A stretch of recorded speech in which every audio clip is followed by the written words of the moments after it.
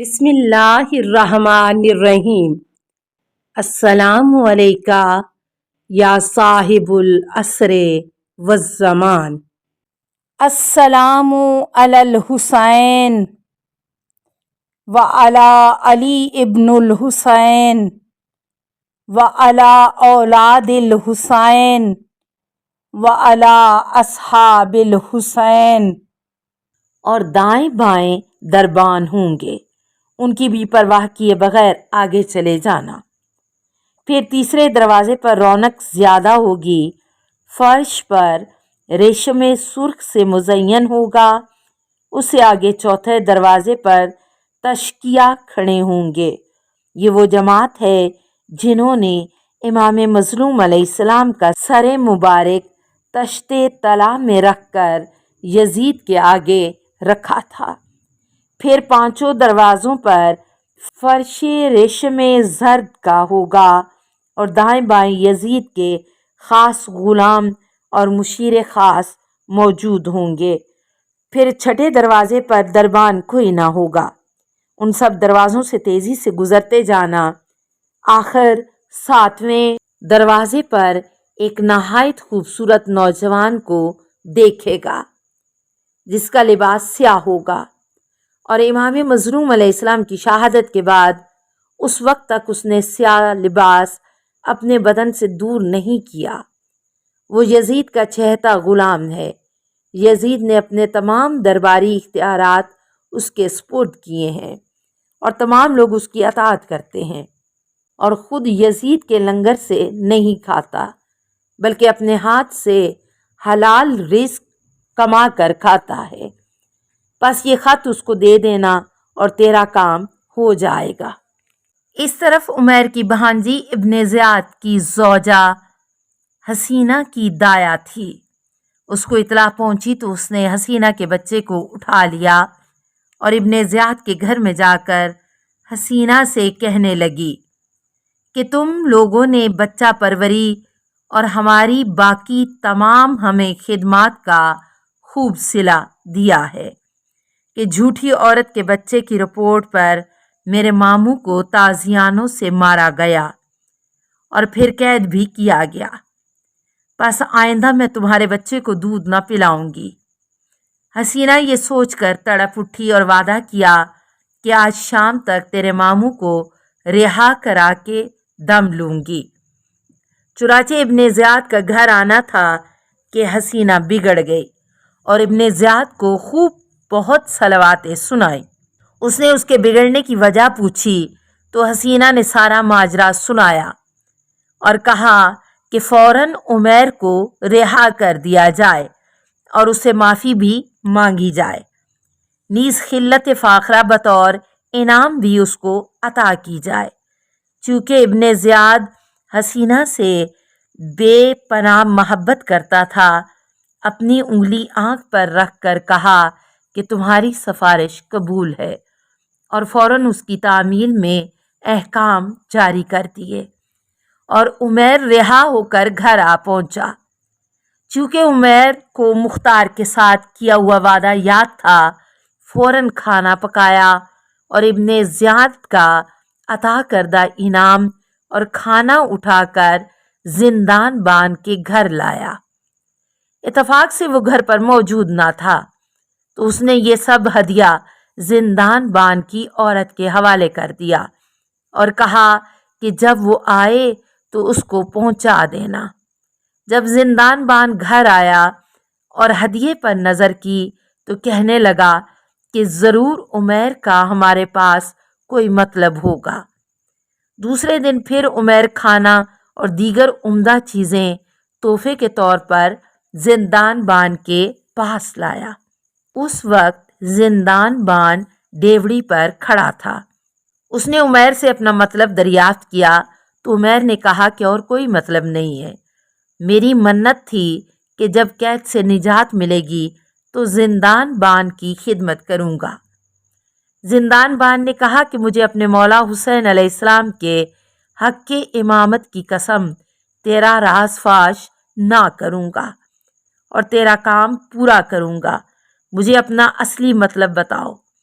عمیر نے جب حسین علیہ السلام کا نام سنا تو سخت رویا اور زندان بان بھی رویا۔ پھر عمیر نے کہا کہ سامان کتابت مختار تک پہنچانا ہے اور صرف یہی کام ہے۔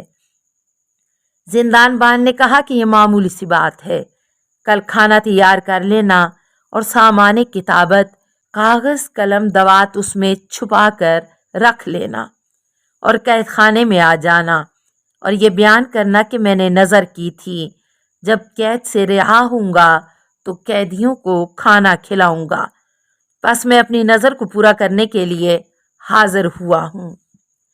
تو قیدیوں کو کھانا کھلاؤں گا تو اس وقت میں تجھ پر غصہ ہوں گا اور تجھے کہوں گا نکل جاؤ، کوئی اجازت نہیں ہے، لیکن تم بار بار منت سماجت کرنا اور منت کے پورا کرنے کا اصرار کرنا۔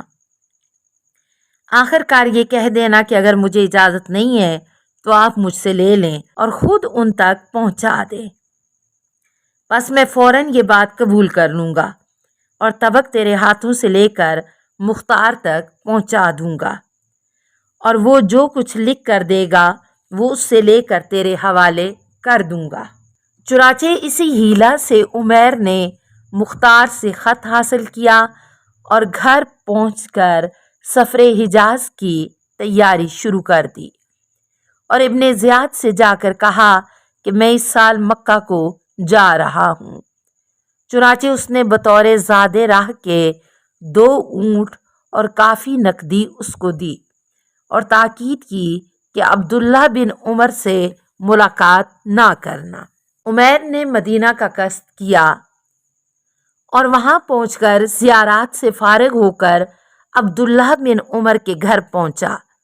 چنانچہ اسی وقت مختار کی بہن صفیہ اپنے شوہر عبداللہ کے سامنے رو رہی تھی کہ تم نے میرے بھائی مختار کے لیے کوئی کام نہیں کیا، تو نے خط بھی نہیں لکھا کہ اس طویل زمانے میں میرے بھائی کے سر پر کیا گزر رہی ہے، اس کے تمام حالات سے بے خبر ہوں۔ اتنے میں عمیر نے کہا میں مختار کا قاصد ہوں اور مختار کا خط لایا ہوں۔ پس عبداللہ بن عمر نے خط پڑھا اور صفیہ کو خوشخبری دی۔ صفیہ کو تسلی ہوئی، پس پردہ لٹکایا گیا اور پردے کے پیچھے آ کر بیٹھی اور احوال پرسی کی۔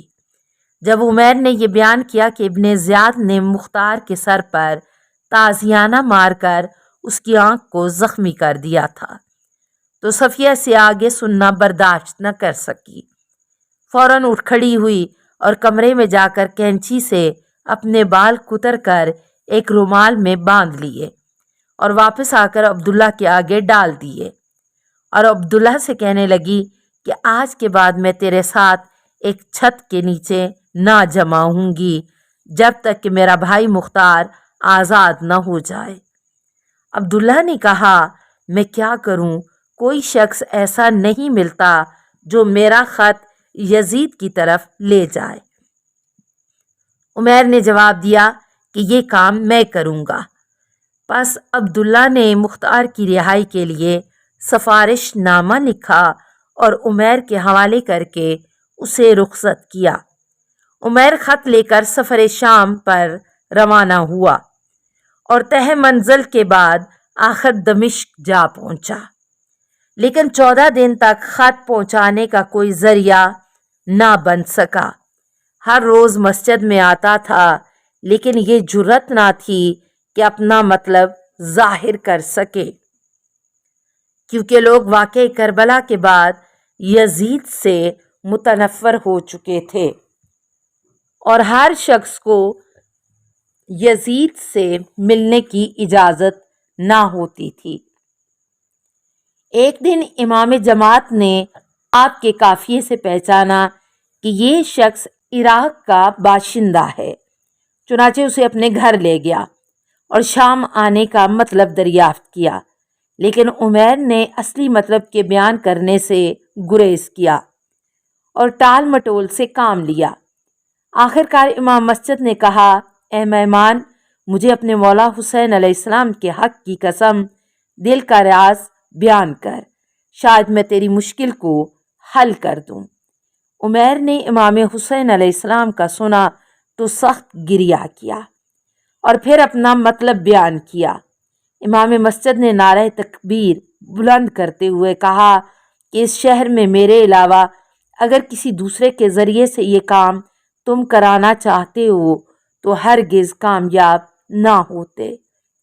اب یزید تک رسائی کا واحد علاج اور طریقہ یہ ہے کہ کل سویرے حمام میں آ جاؤ، سر اور جسم کو خوب صاف کرو، میں کہیں سے پولیس کی وردی تلاش کر کے تجھے دوں گا۔ غسل کے بعد جسم پر عطر و خوشبو لگا کر وردی پہن لینا اور چلے جانا۔ یزید کے دربار کے دروازے پر ایک مسلح فوج ہوگی، نہ ان کو سلام کرنا اور نہ ان کی طرف توجہ کرنا، بلکہ فوراً اندر داخل ہو جانا۔ ایک دروازہ نظر آئے گا جس کے آگے شاہی فرش بچھے ہوں گے۔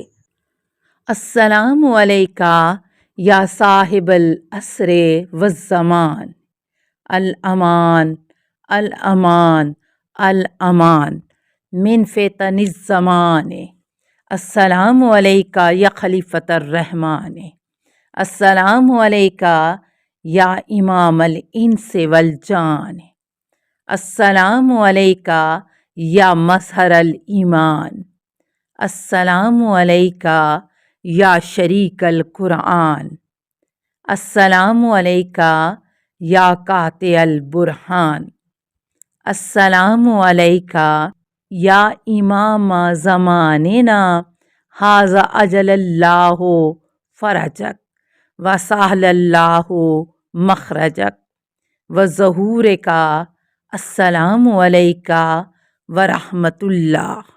اللہم صلی علی محمد و آل محمد۔